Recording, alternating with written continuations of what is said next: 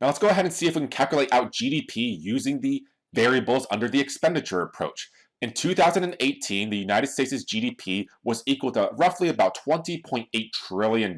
So how exactly do we get the specific value? All we have to do is follow the components of GDP: consumption, investment, government spending, exports, and then subtract out imports. So everything that you see right here that is in bold headings right here in bold font, this is going to correlate to each of the categories that we have under GDP. Personal consumption expenditures is roughly worth about $14 trillion. We insert that into our C component. And remember, it's roughly about 68% of GDP. Investment, we're going to take this $3.8 trillion, insert into I, about 18% of GDP. Government purchase of goods and services, roughly about $3.5 trillion. We insert that into G, so about 17% of GDP.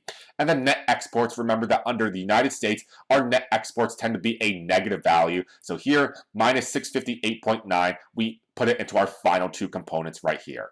So with all of that, when we add in 14, 3,766, 3,569, minus 658.9, we will get exactly this $20.8 trillion. But remember that we discussed that under each one of these big categories, we have smaller subcategories. So what makes up consumption? We talked about durable goods, non-durable goods, and services. So everything that is indented under one of these bigger headings right here is going to make up the big variable under GDP. So these three, if we add these three numbers together, durable goods, non-durable goods, and services, we will get this value for consumption. For investment, we had fixed non-residential, fixed residential, and change in inventories. Add these three numbers together, we get this 3.7, and then so on down the line. Remember that government purchases include three levels of government: the federal, state, and local. Add these numbers together, we'll get this $3.5 trillion.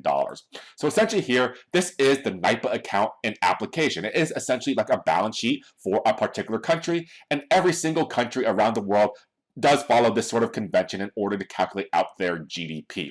So here, once again, just a little bit more application in order for us to calculate out what GDP is going to be on the expenditure side.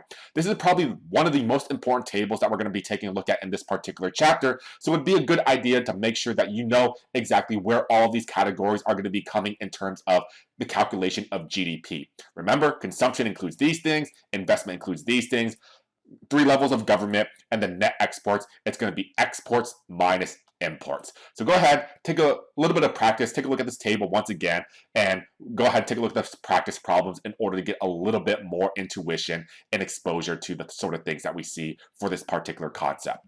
In the next section, we'll go ahead and take a look at the income approach. So how exactly do we change the variables up in this case, but we'll still get the same exact value for GDP. So when we take a look at the income approach, when we add up all those variables under that type of approach, we should still come to this $20.8 trillion.